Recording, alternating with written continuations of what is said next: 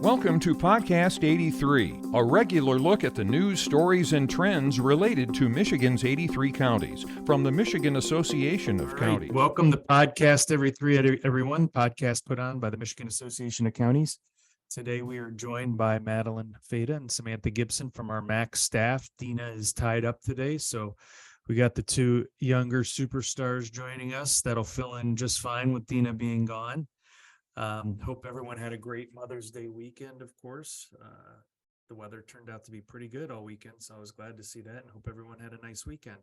So first up, Samantha, Madeline, we both can kind of touch on this issue, tongue-tied issue. We have a budget, we have the CREC, the Consensus Revenue Estimating Conference this Friday. Of course, we've got budgets kind of passed out. Let's do just a brief update of where overall budgets are and what we're hearing a little bit about the CREC this Friday. So I'll leave it to either one of you just to go ahead and jump in. I'll go ahead and get started. We were just discussing the House is pretty significantly over the governor's budget rec, whereas the Senate came in under. Currently, we assume that the governor's budget recommendation is pretty significantly over what revenue looks like for this year, although we won't know until CREC takes place on Friday. And Madeline, if you want to touch on what we think we're going to see there revenue-wise. Yeah, we just heard some rumblings that will be 300 million under in our revenue than previously predicted.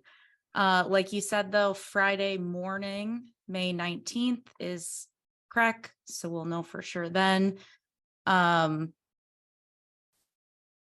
We've also heard their goal is June 1st to have those finalized, but a more realistic projection is probably mid-June. So it'll be interesting to watch it pan out over the next couple of weeks.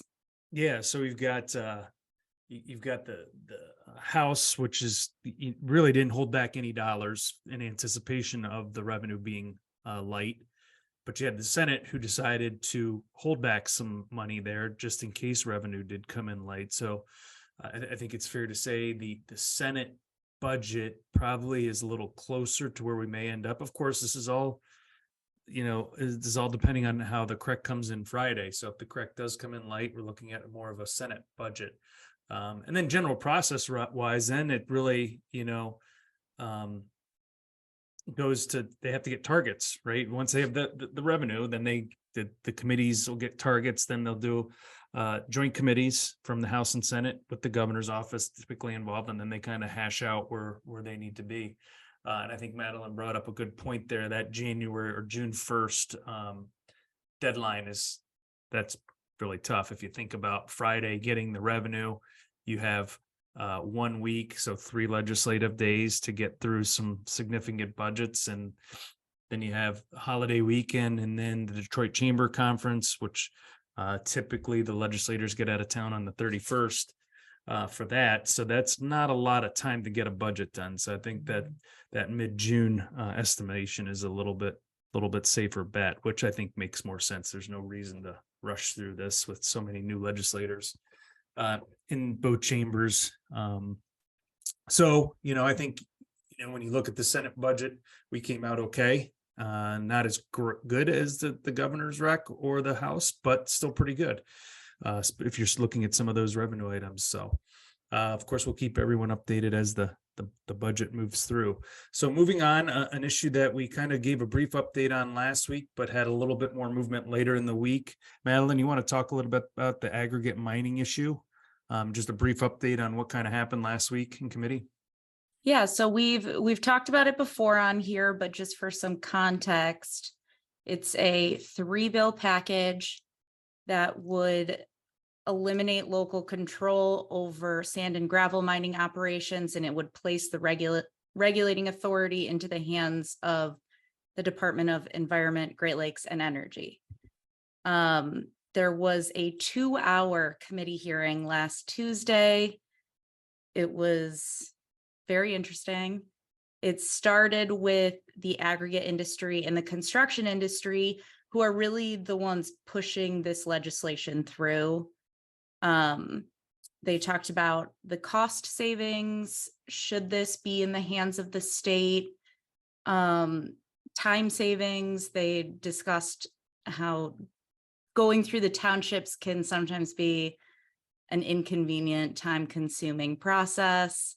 Yeah, because now the Um, process is you kind of have to go through your local government zoning, right, to get this properly zoned to use the property for that, right? Yes, and there's community input that comes with that. There's these long community meetings that come with that process. Yeah, so they touched on all of that. Eagle testified they are neutral on this legislation right now, so they did not take a position. They kind of talked about the logistics of them taking this on, and there's a lot that still remains unclear on their end. They said they would need 4 employees to start the program, but an indeterminate number over time as the program evolves, as they take on more mines. They have no idea how big it could be. Same with the number of mines. Currently, Eagle only oversees 8 mining permits. Yeah, because essentially what they're trying to do is take it and make it into the specialized mining operation like iron ore. If we had gold, anything like that, that's how they kind of want it handled, like any sort of aggregate. So right, you could make up a good point there that they don't have a lot of mines they deal with now. No, and they have absolutely no idea how many would come under their purview if this legislation passed. So they have made recommendations to the bill sponsors, and I think they're kind of pumping the brakes a little bit from their end to refine the language a little bit. And then the Township Association and the Michigan Municipal League testified kind of to close it out. And they had some township supervisors and some residents come up, and they delivered some very thoughtful testimony talking about what would happen to their communities if these mines came in. And if they had no say, if the state just blindly put one in their backyards, I mean.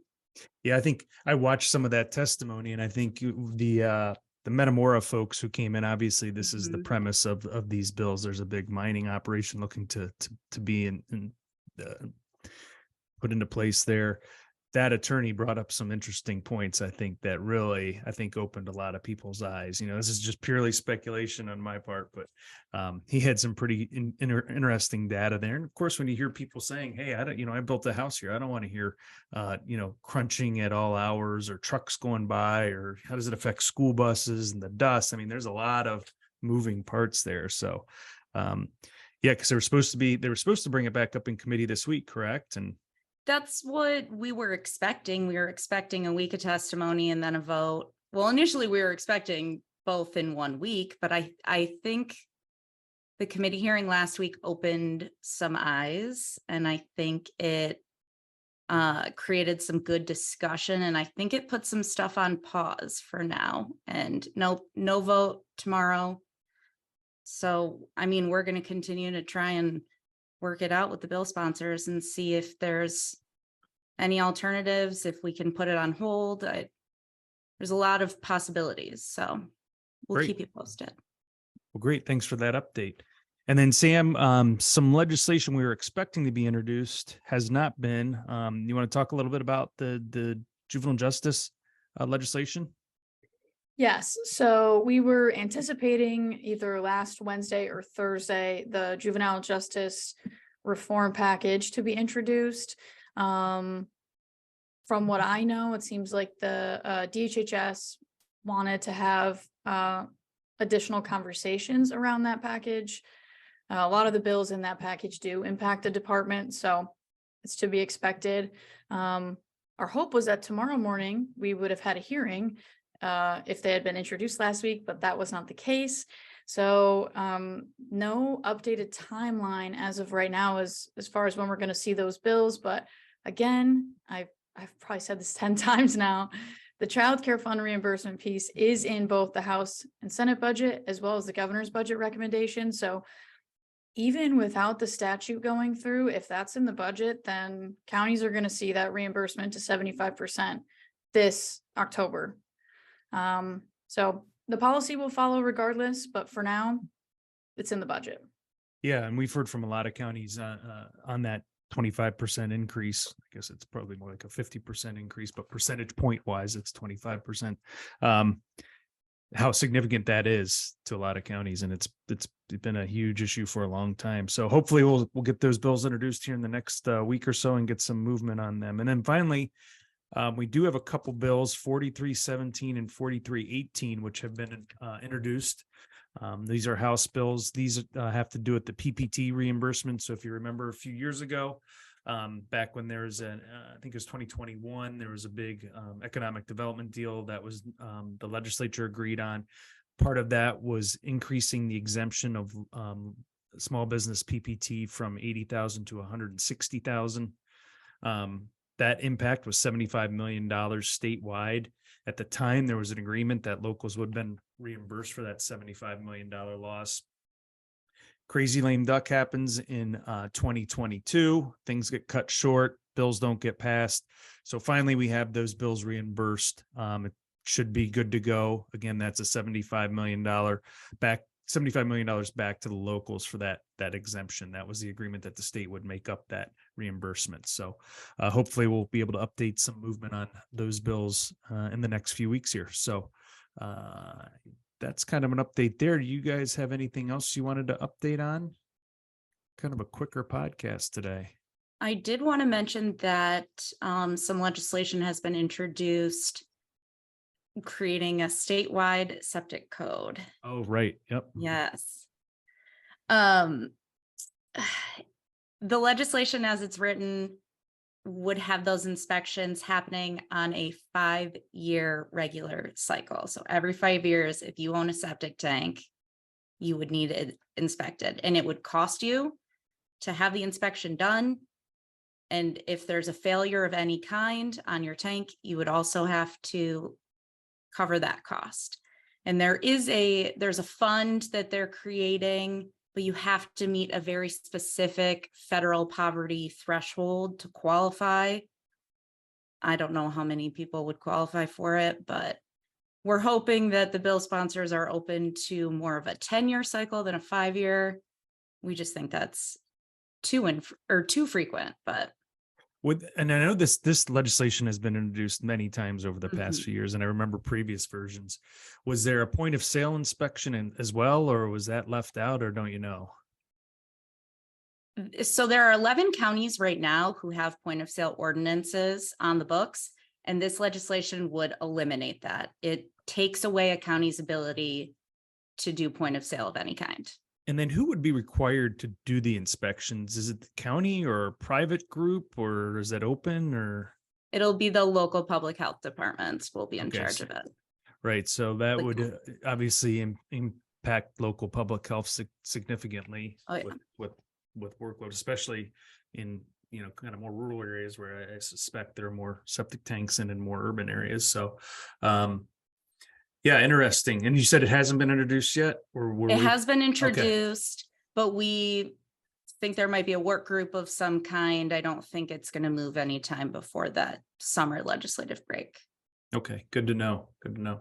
Well, thanks for the update there. I'm glad you brought that up. I didn't have that on my list, but that's an important one I know we've been very involved with over the years, and I'm sure we will be going forward. So thank you guys. Appreciate it. Well, with that, we'll go ahead and end the podcast. Thanks everyone for attending. We'll be back next week with hopefully an update on the CREC and what sort of revenue we're looking at this year and the impact on the budget. So have a great week. Thank you for listening to today's episode of Podcast 83.